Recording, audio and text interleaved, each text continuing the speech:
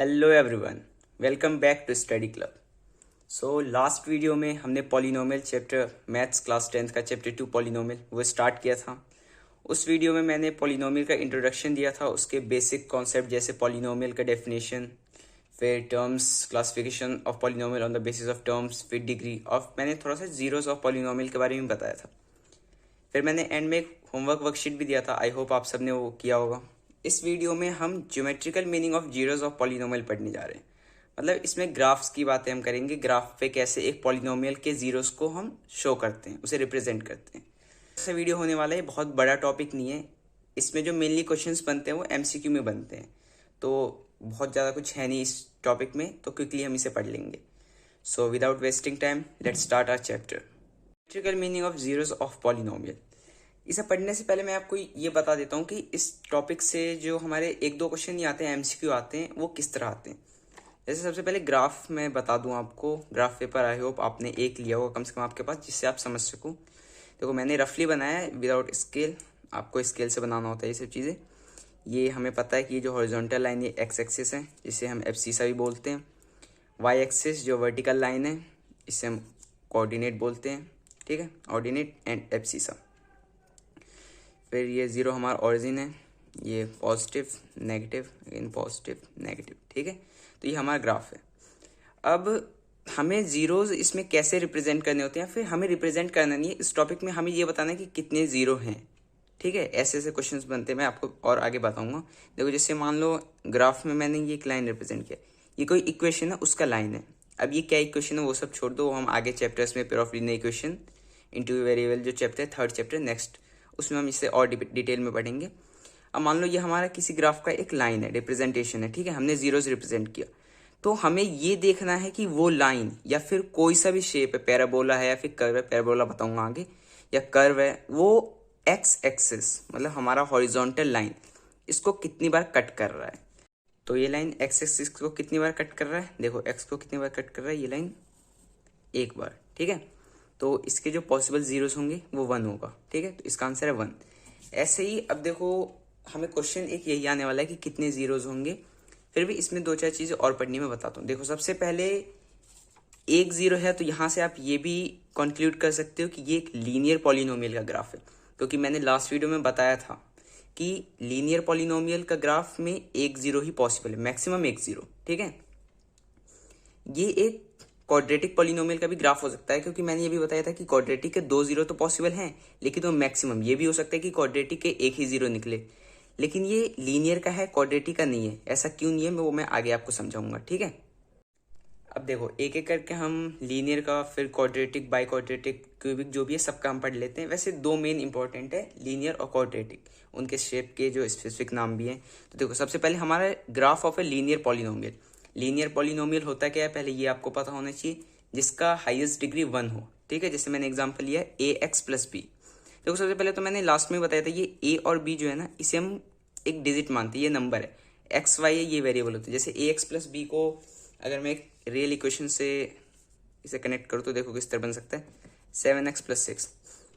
इसे मैं इससे देख सकता हूँ, इसे मतलब ये जो हमने इसका जनरल फॉर्म है, ये एक रियल इक्वेशन है। अगर मैं यहाँ पे बोलूँ तो यहाँ पे a क्या है 7 है और b क्या है 6 है।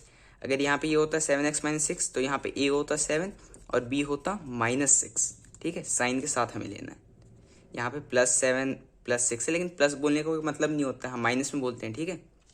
तो ये था, तो लीनियर पॉलिनोमियल का ग्राफ एक जीरो पॉसिबल है मैक्सिमम, और एक जीरो पॉसिबल है तो ये एक्स एक्सिस को एक बार कट करेगा, है ना। मैंने बोला कि जितने बार एक्स को कट करेगा उतने जीरो होते हैं, और हमें पता है कि लीनियर पॉलिनोमियल का एक जीरो हो सकता है बस। तो एक जीरो है मतलब एक बार कट करेगा, है ना।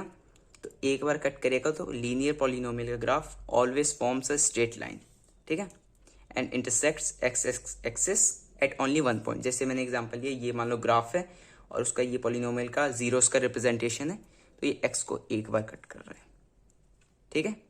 तो ये था हमारा लीनियर पॉलिनोमियल का ग्राफ। सेकेंड है क्वाड्रेटिक।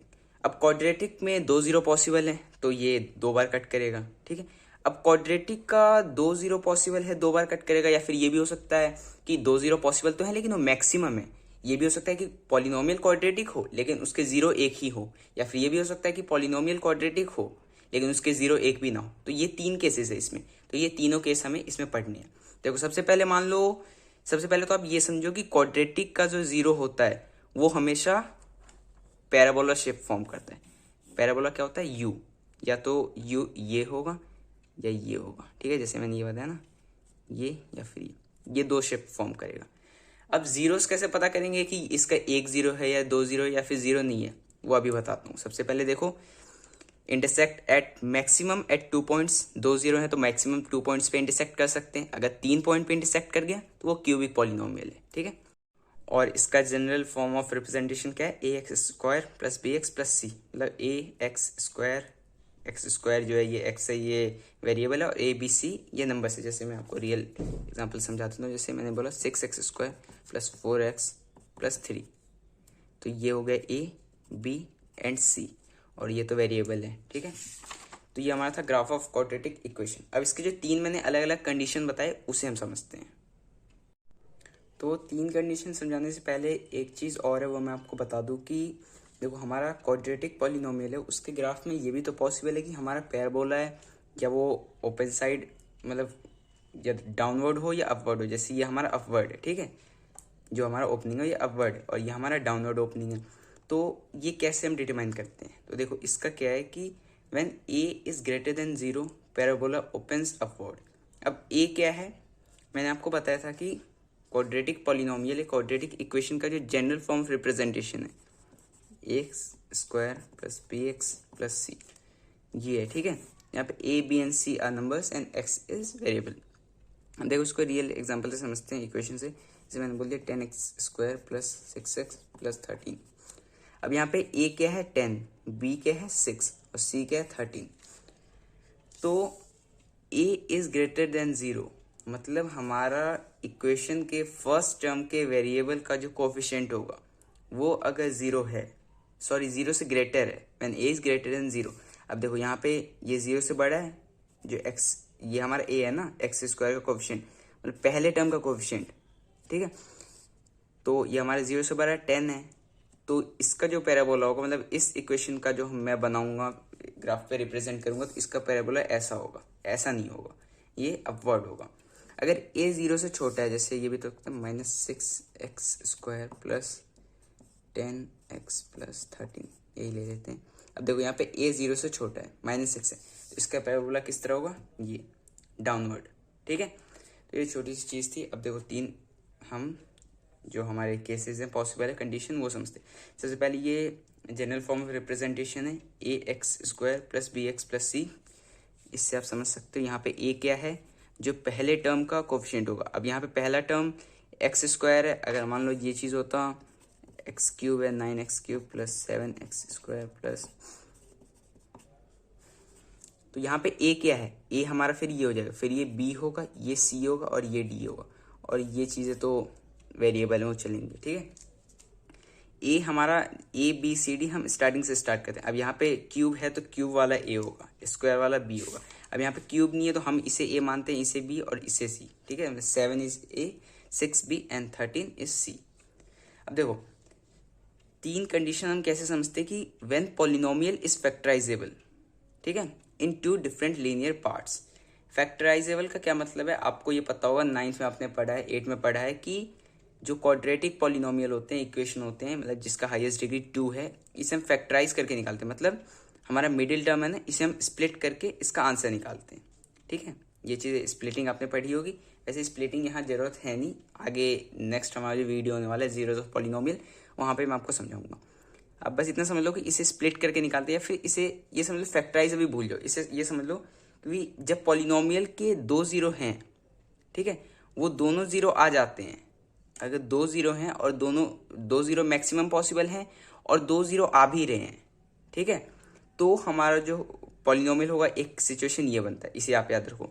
सेकंड ये है कि जब फैक्टराइज करते हैं, जब हम जीरोस निकालते हैं और दोनों जीरो इक्वल आ जाते हैं, ठीक है, मतलब 2 जीरो पॉसिबल है। मान लो पहला तो ये है कि मान लो एक जीरो हमारा आता है 7 और दूसरा आता है 6, ऐसा कुछ हो सकता है, या फिर कोई से भी 2 अलग अलग number in different linear parts. Different मतलब डिफरेंट नंबर, अब ऐसे समझो भी।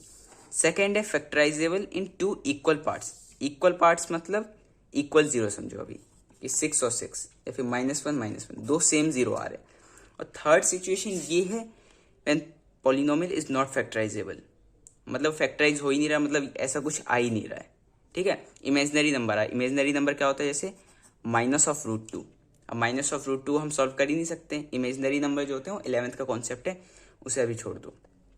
तो या तो दो अलग अलग जीरो आ जाए, या दो सेम जीरो आ जाए, या फिर जीरो आए ही ना।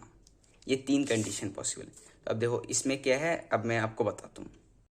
देखो फर्स्ट हमारा था जब हमारा जो पॉलिनोमियल है वो दो पेयर्स में फैक्टराइज हो जाए। इसका फैक्टराइज मैं नेक्स्ट वीडियो में बताऊंगा। यहाँ आप ये समझ लो कि जिसके दो जीरो आ जाए। अब देखो दो जीरो आ रहे हैं तो हमारा कैसा पैराबोला बनेगा, ये आप समझ सकते हो कि अगर दो जीरो आ रहे हैं मतलब दो बार एक्स एक्सिस को कट करेगा, तो ये ऑब्वियस है कि हमारा पैराबोला या तो डाउनवर्ड होगा या अपवर्ड होगा, और ये कट करेगा। ठीक है, एक्स एक्सिस को दो बार। अब डाउनवर्ड अपवर्ड कब होगा, ये मैंने लास्ट पेज पे मैंने समझाया कि जो हमारा ए जीरो से छोटा होगा तो हमारा डाउनवर्ड होगा, और ए जीरो से बड़ा होगा, a larger than zero then upward, smaller than zero then downward. अब सेकंड हमारा है जब फैक्टराइजेबल तो है, मतलब जीरोस तो आ रहे हैं लेकिन दोनों जीरो सेम आ रहे हैं। ठीक है, दो जीरो पॉसिबल है, दोनों जीरो आ भी रहे हैं लेकिन दोनों जीरो सेम आ रहे हैं। सेम आ रहे हैं तो हमारा जो पैराबोला शेप है वो एक्स एक्सिस को बस एक बार टच करेगा, कट नहीं करेगा, टच करेगा। जैसे देखो टच भी अब दो कंडीशन में कर सकते हैं, या तो अपवर्ड टच या डाउनवर्ड। अपवर्ड डाउनवर्ड अगेन, ए जीरो से बड़ा है तो अपवर्ड होगा, ए जीरो से छोटा है तो ये डाउनवर्ड होगा, और ये सिंगल एक टच होगा। ठीक है, लेकिन आप यहाँ पे ये मत सोचना कि ये तो एक ही टच है तो ये लीनियर होगा, शेप पैराबोला है। ठीक है, तो ऐसे पैराबोला हमेशा रहेगा क्वाड्रेटिक है। तो अब देखो, अब फैक्टराइजेबल है ही नहीं। फैक्टराइजेबल है ही नहीं का मतलब क्या है कि जीरो आए ही नहीं हमारे। ठीक है, तो शेप तो पैराबोला होगा लेकिन ये एक्स एक्सिस को टच नहीं करेगा, कट नहीं करेगा। या तो देखो ये अपवर्ड हो सकता है, अपवर्ड हो सकता है कब, जब जीरो से बड़ा हो, और डाउनवर्ड जब जीरो से छोटा हो। ठीक है, तो ये हमारे तीन कंडीशन थे। अगेन समझा देता हूँ, जब दो अलग अलग जीरो आ जाए तो कट करेगा अपवर्ड डाउनवर्ड, वही ए बड़ा छोटा वाला चीज़ है कि कब क्या होगा। अगर फैक्टराइजेबल है, जीरो आ रहे हैं और दोनों जीरो सेम है तो सिर्फ टच करेगा, और फैक्टराइजेबल है ही नहीं मतलब जीरो आ ही नहीं रहे हैं तो टच नहीं करेगा, या तो ऊपर होगा या नीचे होगा एक्स एक्सिस के, हमारा जो पैराबोला वो टच नहीं करेगा। ठीक है, तो यही दो चार कुछ छोटे छोटे कॉन्सेप्ट थे ग्राफ से रिलेटेड। इसमें ग्राफ में हमें बस रिप्रेजेंट कुछ नहीं करना है, बस मैंने बोला था एक ग्राफ पेपर लेके बैठने जिससे आप विजुअलाइज कर सको, चीज़ें जल्दी समझ में आती हैं उससे। ठीक है, तो ये था हमारा आज का lecture, graphical representation of polynomial. अब अगेन एज ऑलवेज एक होमवर्क क्वेश्चंस में लाया हूँ। इस बार एक ही क्वेश्चन है लेकिन आप उसे ट्राई करना। तो ये आपके लिए एक क्वेश्चन है, बस होमवर्क में मैंने एक क्वेश्चन ही दे रहा हूँ। Identify number of zeros. ये हमारे पास 8 ग्राफ हैं, इसमें आपको बताने कितने जीरो पॉसिबल हैं। ठीक है, ध्यान से इन ग्राफ्स को आप देखना, आराम से समझना। वैसे देखो ये 1 मार्क क्वेश्चन है तो इसमें आपको टाइम लगना चाहिए, फिर भी आपको नहीं समझ में आ रहा तो थोड़ा देखना कि कैसे जो शेप है, पैराबोला है, सिंगल लाइन है, जो भी है आप आराम से देखना इसको। ठीक है, so this was all for this video. इस वीडियो में हमने ग्राफिकल रिप्रेजेंटेशन पढ़ा। आई होप आपको ये समझ में आया होगा। समझ में आया तो लाइक कर दो और सब्सक्राइब भी कर लेना चैनल। सो मिलते हैं नेक्स्ट वीडियो में जिसमें हम पढ़ेंगे zeros of polynomial, relation between zeros and coefficient. उसमें कुछ फार्मूला भी है और वो हमारे चैप्टर का जो इम्पोर्टेंट टॉपिक है, सबसे इम्पोर्टेंट वही है, वहाँ से क्वेश्चंस काफ़ी बनते हैं। So till then keep studying, keep growing. Thank you.